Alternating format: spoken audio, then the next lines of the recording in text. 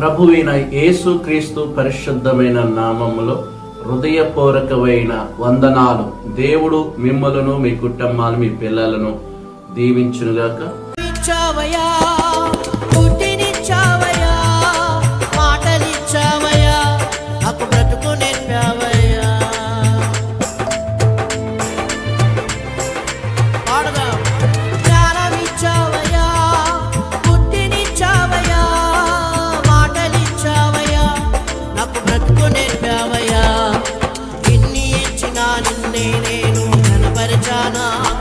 నిన్నే ఎదిరించానా పాడదా, నిన్ని ఇచ్చిన నిన్నే నేను కనపరిచానా, నిన్నే ఎదిరించానా. ఇప్పటికైనా నీ కోసమే కష్టపడతానయ్యా, ఇప్పటికైనా నీ కోసమే కష్టపడతానయ్యా. నాకున్నవన్నీ నీ పనిలోనే వాడనిస్తానయ్యా, నాకున్నవన్నీ నీ పనిలోనే చేస్తున్నాను. నీ కోసం నీ బ్రతుకునిచ్చావని, నేను మోస్తున్నాను నీ కోసం నీవు నన్ను చూచావని. హల్లెలూయా. అందరం చప్పట్ల కొట్టి దేవుడు నామాన్ని మహిమపరచుకుందాం పిల్లరా. దేవుడు నామానికి మహిమ కలుగును గాక. ఇటు యొక్క సమయంలో దేవుడి యొక్క వాక్యం వినే ముందు మన ప్రభువును రక్షకుడైన యేసు క్రీస్తు అతి పరిశుద్ధమైన నామములో క్రీస్తు జ్వాల ప్రార్థనా మందిర పరిచర్య తరపున మీ అందరికీ హృదయపూర్వకమైన వందనాలు. దేవుడు మిమ్మలను, మీ కుటుంబాన్ని, మీ పిల్లలను దీవించునుగాక. ఆమేన్. హల్లెలూయా.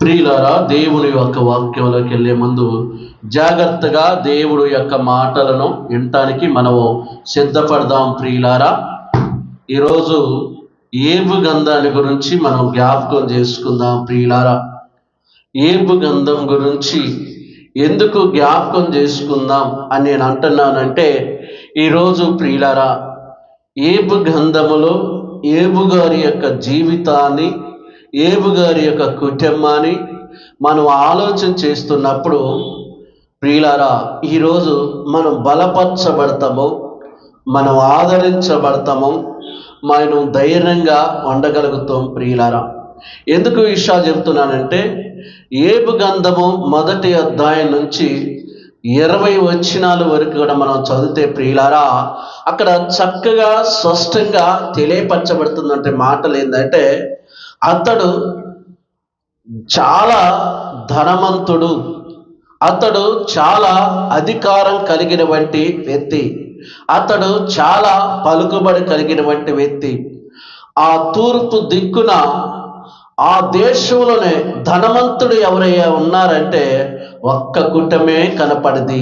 ఆ కుటుంబమే ఏబు గారి కుటుంబం.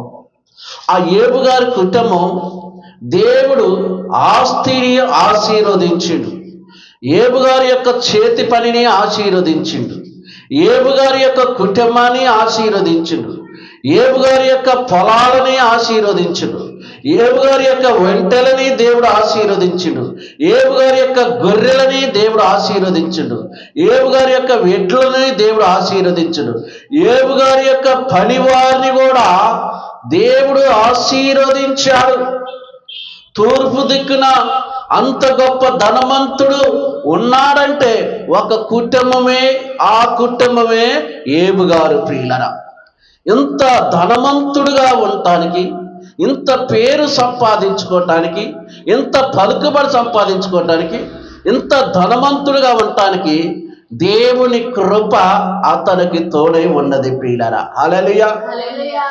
ప్రియులారా, బహు పనివారు ఉన్నారంట ఏబు గారి యొక్క ఇంట్లో. ప్రియులారా, ఇంత గొప్పగా ఆశీర్వదించబడ్డటువంటి వ్యక్తి అపవాది వచ్చి దేవుడితో పందెం కాసింది. ప్రియులారా, నీవు ఏబు గారిని ఆశీర్వదించుతున్నావు కాబట్టి నిన్ను నమ్ముకున్నాడు, ఏబు గారిని నువ్వు దీవించడం బట్టి నిన్ను పూజిస్తున్నాడని అపవాది దేవుడిని అడిగితే దేవుడు అంటారు, ఏబు గారు నేను దీవించటం వల్ల కాదు కానీ ఆయనకి నా మీద ఎక్కడ లేని విశ్వాసం ఉన్నది, నా మీద ప్రేమ ఉన్నది అని చెప్తే, నువ్వు కానీ నాకు అవకాశం ఈ ప్రభువా, ఏబు గారి యొక్క జీవితాన్ని గందరగోళంగా చేస్తా, ఏబు గారి యొక్క కుటుంబాన్ని గందరగోళంగా చేస్తా, ఏబు గారి యొక్క పరిస్థితిని తారుమారు చేస్తా, ఏబు గారి యొక్క గొర్రెలను, మేకలను, ఒంటెలను, వెడ్డులను, పనివారిని, ఇల్లును అంతటిని తారుమారు చేస్తా. అప్పుడు కానీ నిన్ను ఏబు గారు నిన్ను విడిచిపెట్టి వెళ్ళిపోతాడు, నిన్ను దూషిస్తాడు, నీకు ప్రార్థన చేయడు, నేను స్తుతించడు అని అపవాది దేవుడితో అంటే, దేవుడు అంటాడు కదా, నువ్వు ఏబు గారిని ఎంత ఇబ్బందులని పెట్టు, కానీ ప్రాణం తీసే అధికారం మాత్రం వీలేదు ప్రియులారా. హల్లెలూయా. వెంటనే ప్రియులారా, ఈ పందెం ఎవరు కాశారు? అపవాది కాసింది. ఎవరి దగ్గర? దేవుడి దగ్గర. దేవుడి దగ్గర అపవాది పందెం కాసి భూలోకానికి వచ్చి అది ఎవరి మీద అటాక్ చేస్తుందంటే, మంచి పేరు, పలుకుబడి, అధికారము, ధనవంతుడిగా ఉన్న వంటి వ్యక్తి మీద, కుటుంబం మీద, పిల్లల మీద, ఆస్తి మీద దాడి చేయటం ప్రారంభించింది ప్రియులారా. హల్లెలూయా.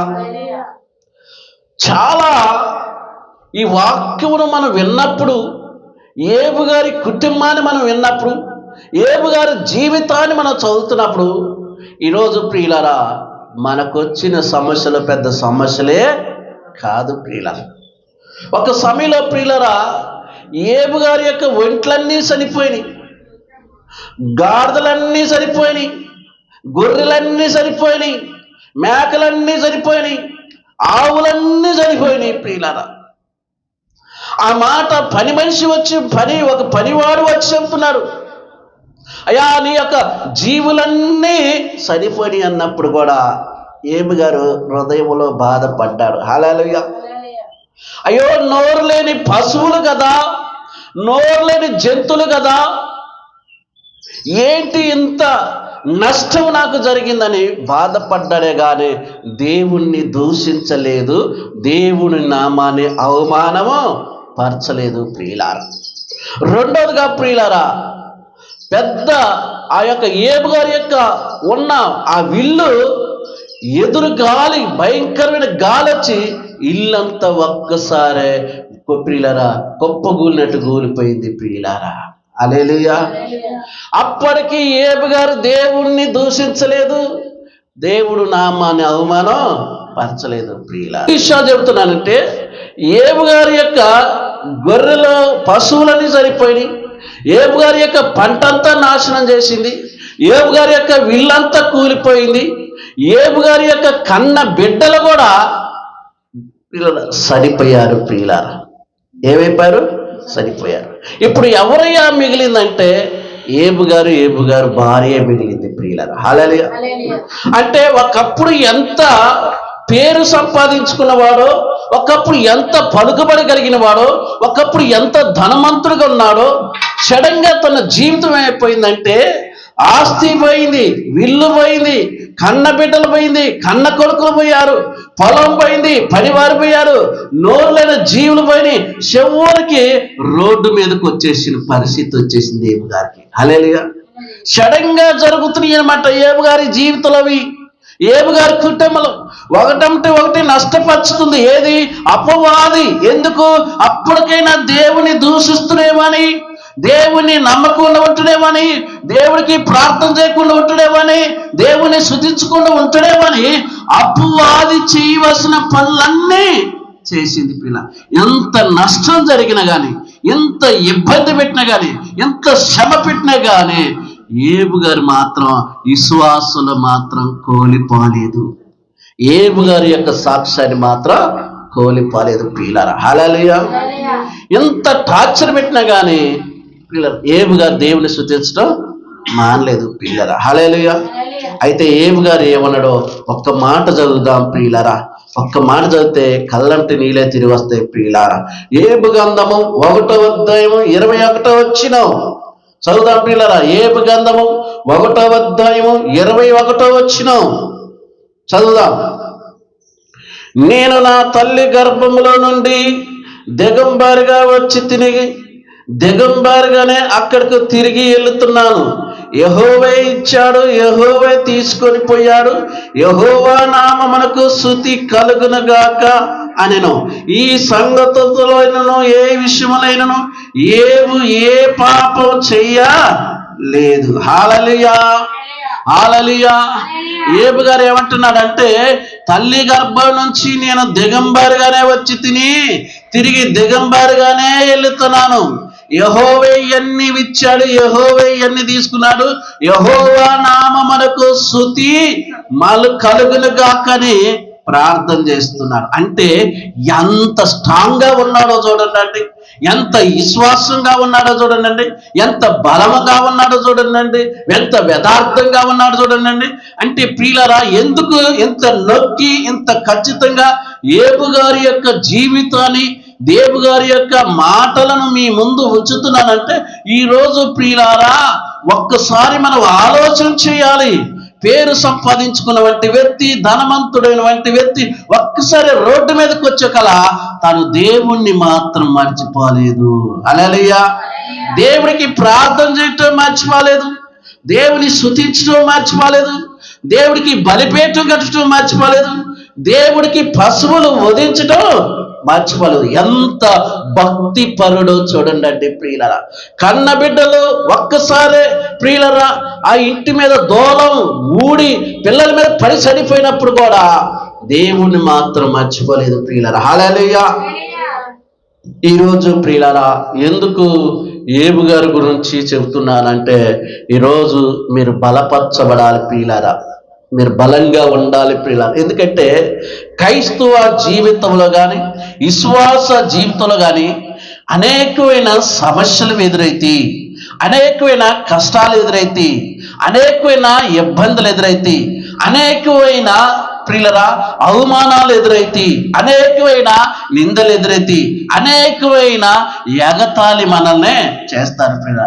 అయినా ఏటి గురించి కూడా మనం భయపడొద్దు ప్రియులరా. ఎందుకంటే మన ముందు ఉన్నది ఏబు గారి గురించి మనం ఆలోచన చేస్తే మనకి పెద్ద సమస్యలు అంటే పెద్ద సమస్యలే కావి ప్రియులరా. ఎందుకంటే ప్రియులరా ఏబు గారికి వచ్చిన సమస్యల కంటే మన సమస్య పెద్ద సమస్యే కాదు. మన సమస్య ఎటువంటిదంటే ఉల్లిగడ్డ మీద పొట్టు లాంటిది. కానీ ఏబు గారి సమస్య ఒక్కసారి కొడుకులందరూ చనిపోయినా కానీ దేవుణ్ణి స్తుతించిండు ప్రియులరా. హల్లెలూయా. ప్రియులరా చివరికి ఏం చేసిందంటే, ఇంత ఇబ్బంది పెట్టినా, ఇంత టార్చర్ పెట్టినా ఆయన దేవుని దూషించలేదని ఒంటి నిండా కులుపులు పుట్టించింది ప్రియులారా, సీమగడ్లు పుట్టించింది, ఒళ్ళంతా సీమ పొక్కులతోనే ప్రియులారా నింపబడ్డాడు ప్రియులారా. హల్లెలూయా. చూడండి ప్రియులారా ఎంతగా టార్చర్ పెడుతుందో చూడండి అపవాది.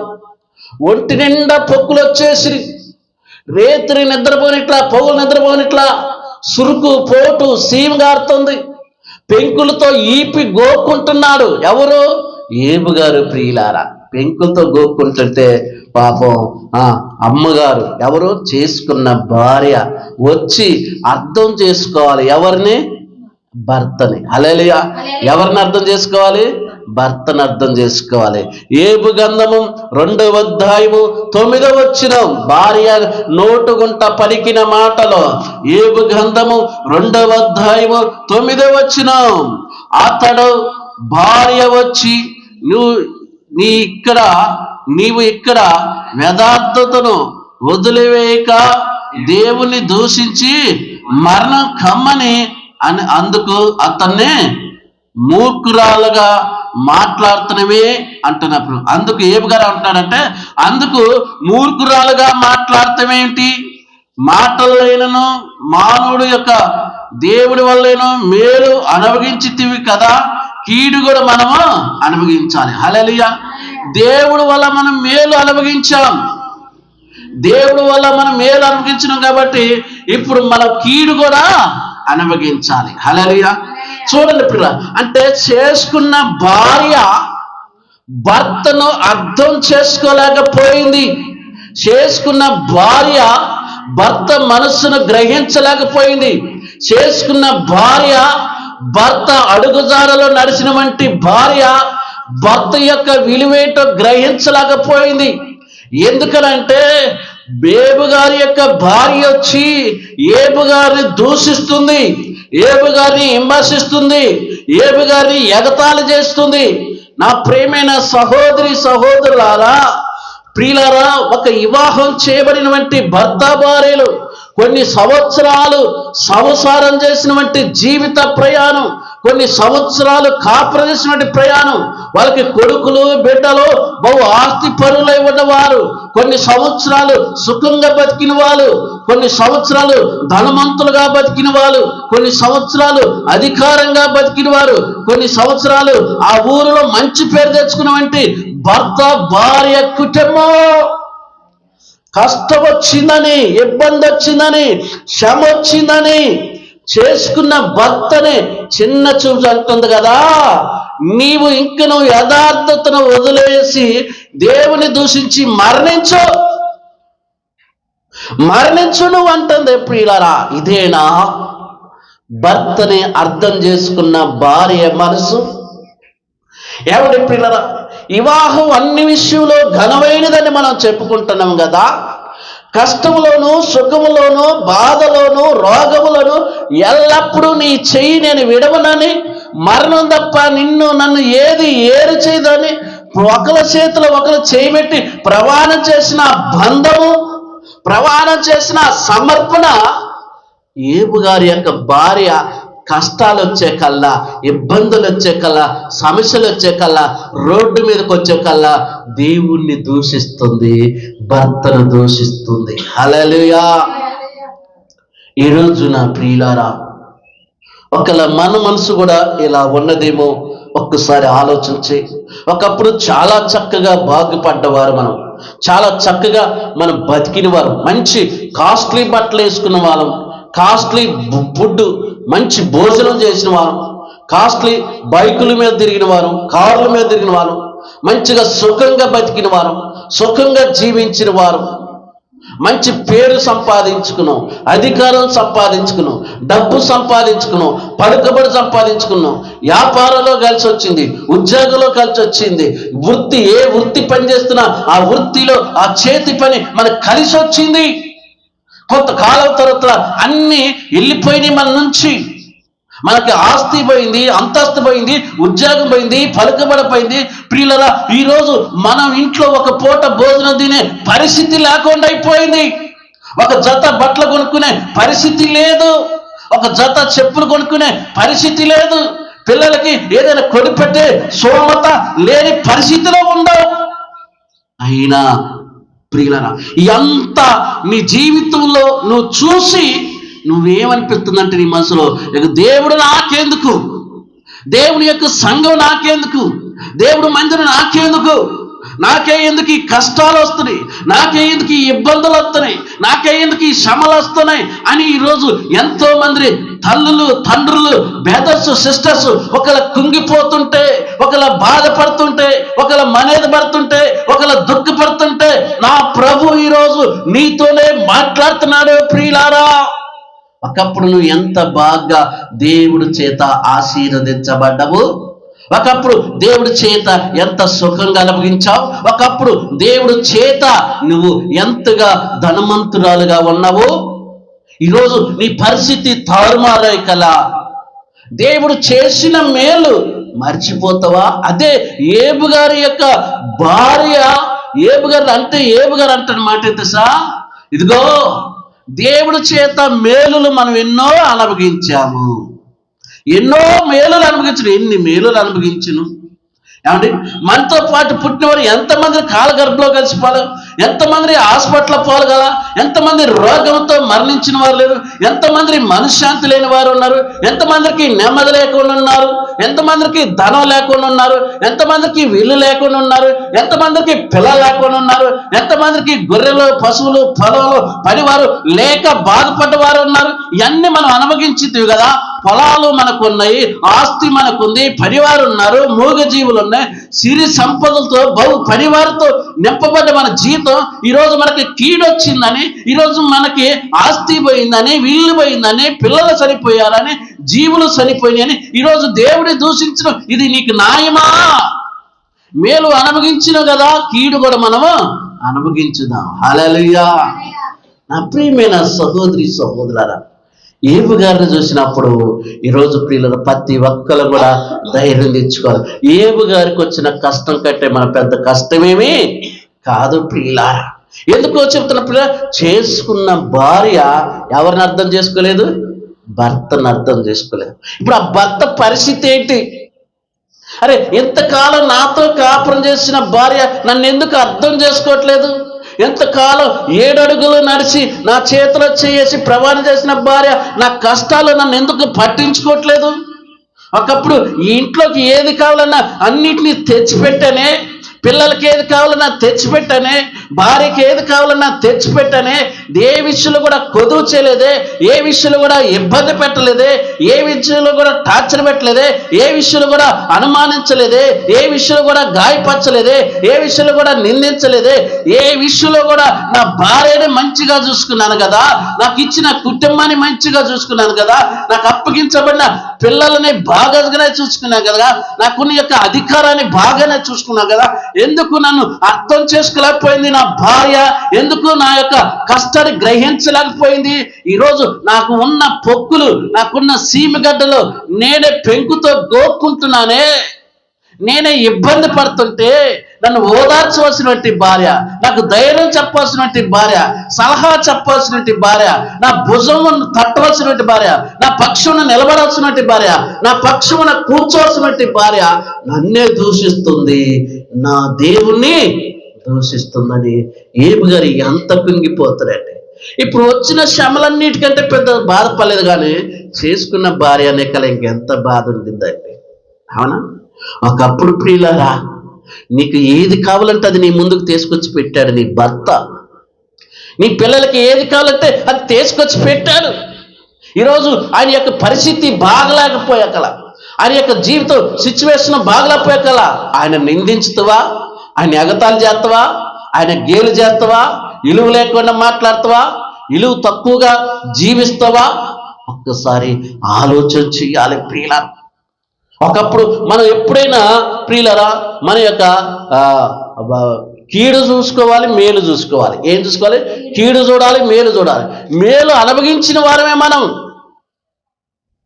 ప్రియులరా. అలాగని ప్రియులరా, దేవుడు ఏబు గారిని ఏ రోజైనా విడిచిపెట్టాడంటే ఏ రోజు కూడా విడిచిపెట్టలేదు. ఏబు గారి కుటుంబాన్ని విడిచిపెట్టినట్టు ఏ రోజు కూడా ఏబు గారి కుటుంబాన్ని విడిచిపెట్టలేదు. హల్లెలూయా. ఇదంతా చేస్తుంది ఎవరు? అపవాది, దయ్యం, లూసిఫర్, సైతాను. ఏబు గారికి ఇంత టార్చర్ తేటానికి, ఇంత అవమానం తేటానికి, ఇంత నిందలు తేటానికి కారణం ఎవరయ్యా అంటే అపవాది ప్రియులారా. ఏబు గారి భార్య అర్థం చేసుకోవద్దా? ఏమండి, మనకు ఇచ్చిన శోధన బట్టి మనం ప్రార్థన చేద్దామండి, ప్రార్థనలో ఉందామండి, ఇంకా దేవుడు మనం బలంగా ఉంచుతుడు అనే ఆశ ఉండాలి కదా. ఏమండి ప్రియులారా, భార్యని అర్థం చేసుకోలేని భార్య ఇక భర్త సమస్యలు ఎవరికి చెప్పుకుంటాడండి? భర్త ఇబ్బందులు ఎవరు చెప్పుకుంటాడండి? ఒక తల్లిలాగా, ఒక తల్లి లెక్క, ఒక అక్క లెక్క, ఒక చెల్లి లెక్క, ఒక భార్య లెక్కగా భర్తకు తోడుండేది. అర్థం చేసుకోలేకుండా, ఆలోచన చేయకుండా భర్తను దూషిస్తుంది. నువ్వు మరణించు అంటది. నీకు ప్రియులు ఉన్నంతకాలం చూసుకున్న రోజులు ఒక్కటైనా నీకు జ్ఞాపకం రాలేదా? హల్లెలూయా, హల్లెలూయా. ప్రియులరా, అప్పుడు ప్రియులరా, ఈరోజు ఏబు గారి కుటుంబం గురించి ఎందుకు చెప్తున్నా ఈరోజు ప్రియులరా, మన ఆత్మీయ జీవితంలో, మన విశ్వాస జీవితంలో, క్రైస్తవ ప్రయాణంలో మనకు ఇబ్బందులు వచ్చినా, కష్టాలు వచ్చినా, అవమానాలు వచ్చినా, నిందలు వచ్చినా, ఏది ఏమైనప్పటికీ దేవుని మాత్రం మనం విడిచిపెట్టకూడదు. హల్లెలూయా. ఎందుకంటే ఏబు గారే విడిచిపెట్టలేదు, మనం ఎందుకు విడిచిపెట్టాలి? హల్లెలూయా. ఏది ఏమైనా గానీ నిన్ను విడిచి పోలేనయ్యా, నన్ను ఎవరు ఏమన్నా కానీ నిన్ను విడిచి పోలేనయ్యా. నా ప్రాణమా, నా సర్వమా, నా ప్రాణమా, నా సర్వమా, నాకున్నది నీవే నయ్యా, నాకున్నది నీవేనయ్యా. ఏది ఏమైనా కానీ నీతోనే ఉంటానయ్యా. నన్ను ఎవరు ఏమన్నా కానీ నిన్ను విడిచి పోలేనయ్యా. నీవు లేని భవనములు వద్దయ్యా, నీతో ఉన్న గుడారమే చాలయ్యా. నీవు లేని భవనములు వద్దయ్యా, నీతో ఉన్న గుడారమే చాలయ్యా. నీవుంటే బతుకంతా ఆనందమే యేసయ్యా. నీవుంటే బతుకంతా ఆనందమే యేసయ్యా. నీవు లేనిది నాకేమి వల్లదయా, నీవు లేనిది నాకేమి వల్లదయా. నిన్న విడిచి వెళ్ళలేనయా. వేది ఏమైనా గానీ నీతానే ఉంటానయ్యా. హల్లెలూయా. ప్రియులారా, ఎందుకు ఏవి గారు భార్యని గురించి, ఏవి గారి గురించి, ఏవి గారి కుటుంబం గురించి బైబిల్లో ఎంత చక్కగా తండ్రి అయిన దేవుడు రాయించి మన ముందు ఎందుకు పెట్టాడంటే, ఈరోజు చిన్న కష్టాలకి పెద్ద కష్టాలకి కుటుంబాలు తారుమారైపోతున్నాయి ప్రియులారా.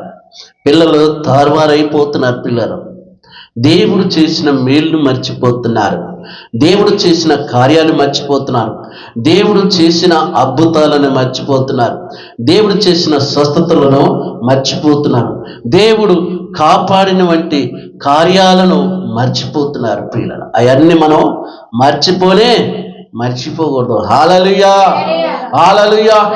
ఇక్కడ ప్రియులారా, ఏబు గారు మర్చిపోలా. ఏబు గారిని ఎంత నిందించినా దేవుని విడిచిపెట్టలా. ఏబు గారిని ఎంత గాయపరిచినా దేవుని విడిచిపెట్టలా.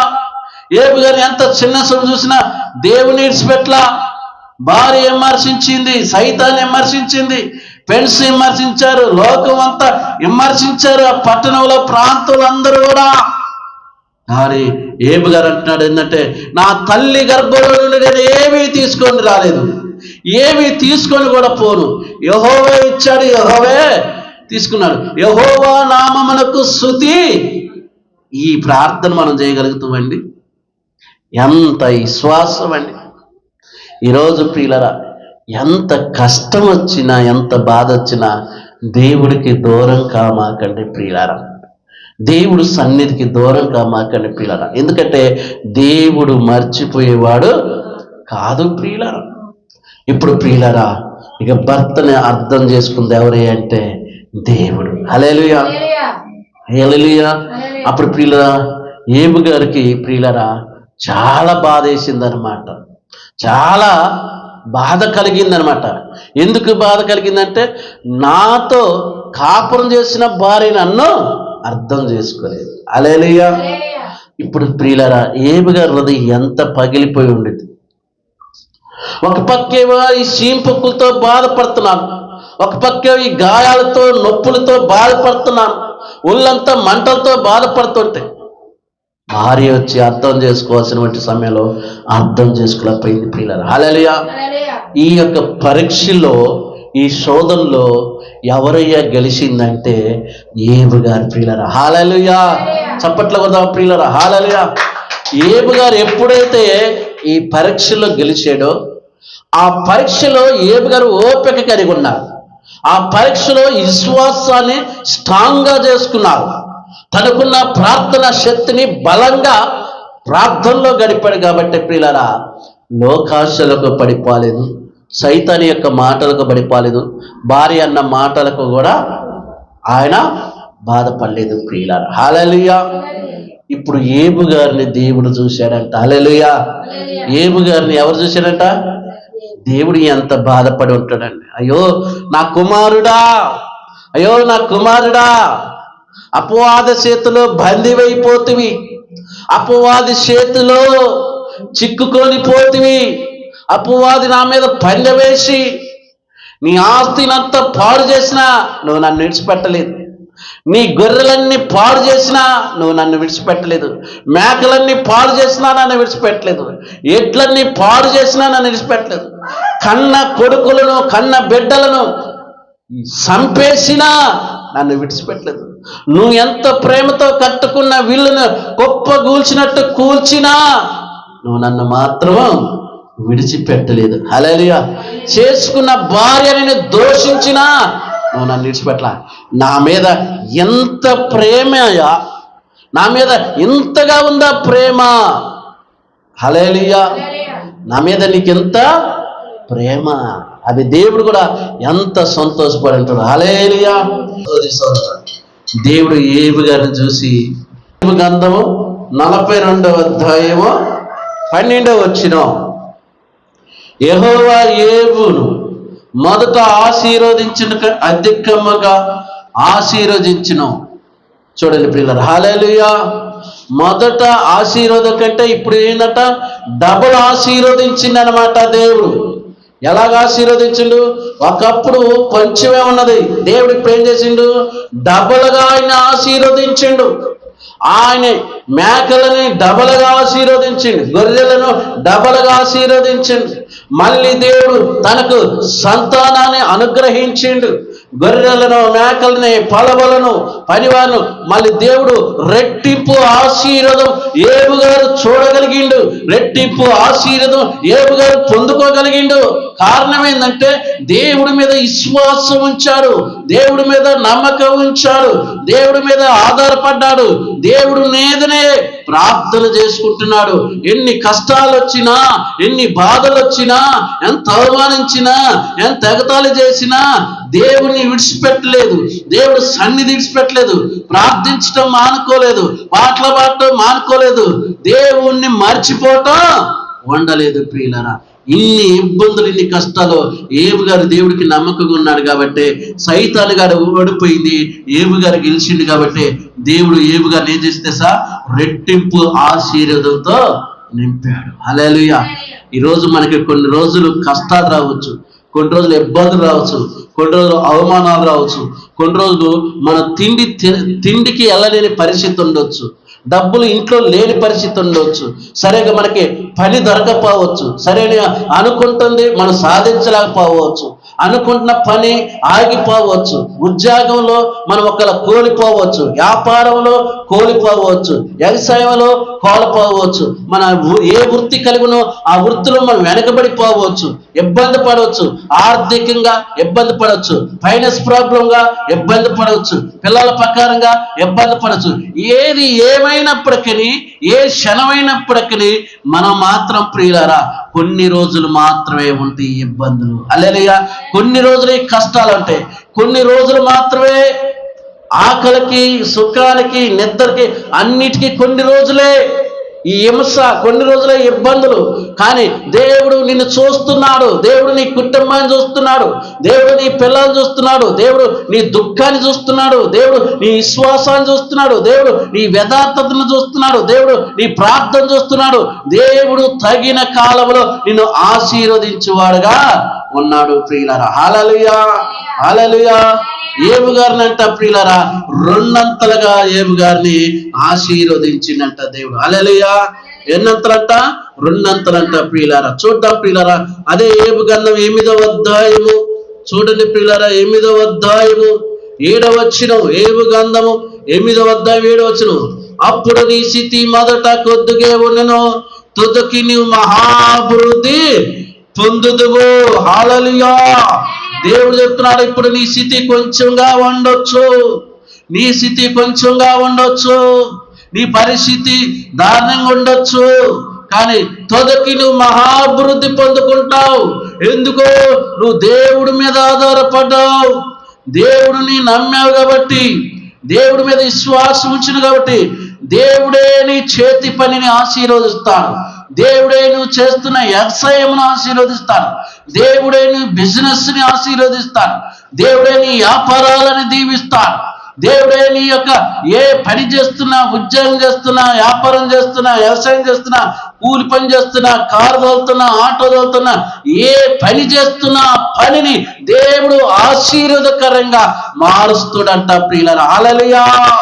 బైబిల్ చెబుతుంది, అప్పుడు నీ స్థితి మొదట కొద్దిగా ఉన్నను, తొదకిను మహాభివృద్ధి పొందుతూ. ప్రియులారా, ఈ రోజు ప్రియులారా, మన స్థితిని బట్టి, మన కుటుంబాన్ని బట్టి, మన పిల్లలను బట్టి, మన గృహాన్ని బట్టి మనకు లేని పరిస్థితులు ఉన్నప్పుడు మన చిన్న చూపు చూడవచ్చు, ఎగతాళి చేయొచ్చు, గేలి చేయొచ్చు. వీళ్ళకి తినటానికే వెళ్ళలేని పరిస్థితి, కట్టుకోవటానికి బట్టలు లేవు, సరే మాంసం తెచ్చుకొని వండుకునే సోమత కూడా లేదు, చెప్పులు కొనుక్కునే సోమత లేదు, బట్టలు కొనుక్కునే సోమత లేదు, సరిగా పిల్లగాళ్ళని చదివించుకునే సోమత లేదు అని ఒకరిని ఎగతాళి చేస్తున్నారు మై బ్రదర్, నేను గేలి చేస్తున్నారు my sisters. I don't worry, దేవుడు ఈ రోజు నీ పక్షమున ఉన్నాడు, దేవుడు నీతోనే ఉన్నాడు. దేవుడు చెబుతున్న మాట, నువ్వు తుదకి మహాభివృద్ధి పొందుదువు. నిన్ను అన్న వారందరూ నీ కాళ్ళ దగ్గరకు దేవుడు నడిపిస్తుడు ప్రియులారా. నిన్ను అవమానపరిచిన వారందరూ కూడా నీ దగ్గరకు రప్పించగలిగిన వంటి దేవుడే, నేను ప్రకటిస్తున్న వంటి దేవుడు. చప్పట్ల కొడదాం ప్రియమిత్రులారా. హల్లెలూయా.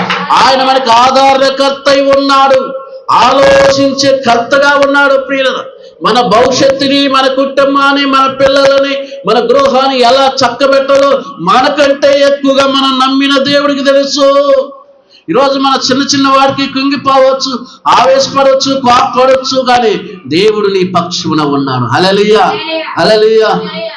నిన్ను మర్చిపోయినా నన్ను మర్చిపోలేవే, నిన్ను విడిచి వెళ్ళినా నన్ను విడిచిపోలేవే, నిన్ను మర్చిపోయినా నన్ను మర్చిపోలేవే, నిన్ను విడిచి వెళ్ళినా నన్ను విడిచిపోలేవే. ఎందుకింత ప్రేమ నాపై యేసయ్యా, ఎందుకింత ప్రేమ నాపై యేసయ్యా, నేనంటే నీకెందుకో ఈ ప్రేమ, నన్ను మర్చిపోవెందుకో, నాకు నీకెందుకో ఓ యేసయ్యా. హల్లెలూయా. ప్రియమైన సహోదరి సోదరులు, ఈరోజు నీ జీవితం బలపడాలని, నీ కుటుంబం బలపడాలని, విశ్వాసంలో చెదిరిపోకూడదని, నీ జీవితాన్ని దేవుడి మీద ఇంకా బలంగా ప్రార్థించాలని, బలమైన విశ్వాసం కలిగి ఉండాలని ఒక దైవ సేవకుడిగా ఈరోజు పరిశుద్ధాత్మ వాక్యం ద్వారా నీతో నాతో మాట్లాడింది కాబట్టి ప్రియులారా, ఈ వాక్యం ఎంతసేపు ఉన్నా నీవు ఒక్కసారి జ్ఞాపకం చేసుకొని ప్రియులారా, ఈరోజు చిన్న చిన్న కష్టాలకే ఇక నా జీవితం అయిపోయింది, చనిపోదాం అనుకునే వాళ్ళు, ఇక ఆత్మహత్య చేసుకునే వాళ్ళు, ఇంట్లో నుంచి వెళ్ళిపోయేవాళ్ళు, ఇంట్లో తల్లిదండ్రుల మీద అలిగేవాళ్ళు, తల్లిదండ్రులు దూషించేవారు, ఇలా ఎన్నో రకాలుగా, ఎన్నో కోణాలుగా, ఎన్నో రకాలుగా, ఎన్నో ఆలోచనలతో మనుషులు వీళ్ళ కోపంలో ఏం చేస్తారో వాళ్ళకే తెలియదు. కాబట్టి నువ్వు ప్రియులరా కొద్దిగా ఓపిక కలిగి ఉంటే దేవుడు నీ పట్ల గొప్ప కార్యాలు జరిగిస్తున్నాడు. ప్రార్థన చేసుకుందాం. ప్రేమ కలిగిన మా కన్న తండ్రి, నీ పరిశుద్ధ పాదాలకి వందనాలు, స్తోత్రం. సమాజంలో, సొసైటీలో, ప్రజల్లో, క్రైస్తవ బిడ్డల్లో, క్రైస్తవ సంఘంలో తండ్రి, ఈరోజు నాయన విన్న వాక్యాన్ని ఒక్కసారి మేము ఆలోచన చేస్తున్నప్పుడు ఏబు గారి యొక్క కుటుంబాన్ని గురించి, ఏబు గారి యొక్క జీవితం గురించి, ఆయన ఎంతగా అయా నిందించబడ్డాడు, గాయపరచబడ్డాడు, అవమానించబడ్డాడు, అయా రోడ్ల పాలయ్యాడు. నీ వాక్యం ద్వారాగా మేము చదువుకున్నాము, విన్నాము, నేర్చుకున్నాము. ప్రియుల తండ్రి, ఒక్కసారి మమ్మల్ని జ్ఞాపకం చేసుకుని ఏబు గారు లాగానే మా విశ్వాసమును బలంగా బలపరచమని ప్రార్థిస్తున్నా. మాకున్న ఆలోచనలు, మాకున్న యొక్క జీవితాన్ని తండ్రి ఏబు గారు లాగానే ప్రార్థించే మనసును దయచేయండి. ఏబు గారు లాగానే ధైర్యంగా ఉండే మనసును దయచేయండి. ఏబు గారు లాగానే అన్ని సమస్యలను ఎదుర్కోవటానికి ఓపికను సహనమును మాకు దయచేయండి ప్రభా. ఇంతవరకు చెప్పబడ్డ వాక్యం బిడ్డల హృదయంలో భద్రపరిచి అయ్యా తండ్రి, ఈ సమయంలో ఈ ప్రార్థనలో పాల్గొంటున్న నీ బిడ్డలను జ్ఞాపకం చేసుకోండి. ఎవరైతే ఇబ్బందులు ఉన్నారో, కష్టాల్లో ఉన్నారో, అవమాన పాలు పొందుతున్నారో, నిందల పాలు పొందుతున్నారో, ఆర్థిక పరిస్థితులు ఎదుర్కొన్నారో, పిల్లగాన్ని చదివించుకోలేని పొజిషన్లో ఉన్నారో, అయా తినటానికి తిండి లేక బాధపడ్డవారు ఉన్నారో, అయా ఉండటానికి వీళ్ళు లేక బాధపడేవారు ఉన్నారేమో నాయన. అయా ప్రభా, అయా తినటకు ఆహారం లేక వారు, అయా ఉండటానికి అయా నీడలేని వారిని, అయా ప్రతి ఒక్కరిని జ్ఞాపకం చేసుకోండి. హాస్పిటల్లో ఫీజులు కట్టలేని వారిని, స్కూల్లో ఫీజులు కట్టలేని వారిని, అయా సరిగా పని లేక, ఉద్యోగం లేక, వ్యాపారం లేక అయా బాధపడుతున్న ఎన్నో కుటుంబాలను, పిల్లలను అయా వారి ప్రభా వారి యొక్క అయా చేతి పనిని మీరు ఆశీర్వదించమని అడుగుతున్నాం ప్రభా. వారి చేతి పనిని దీవించమని అడుగుతున్నాం ప్రభా. అయా ఆపద కాలంలో కూడా విడిచిపెట్టే దేవుడు కాదు నా తండ్రి. అపాయకార సమయంలో కూడా ఆదుకునే దేవుడు ప్రభా నా తండ్రి. నాయన అయా తండ్రి, ఇంతవరకు విన్న ఈ మాటలు బిడ్డల హృదయంలో భద్రపరిచి వాక్యానుసారమైన జీవితం అందరకు అనుగ్రహించి నీ నామానికి మహిమ తేవాలి. ఇంకా అనేకమైన విషయాలు ఈ వాక్యం ద్వారా నేర్చుకుని మా ఆత్మీయ జీవితాన్ని బలపరచుకోవటానికి కృప చూపు అని క్రీస్తు పేరటి ప్రార్థన అడుగుతున్నాను తండ్రి. ఆమేన్, ఆమేన్. హల్లెలూయా, హల్లెలూయా, హల్లెలూయా. ఎవరైనా సాక్ష్యాలు చెప్పి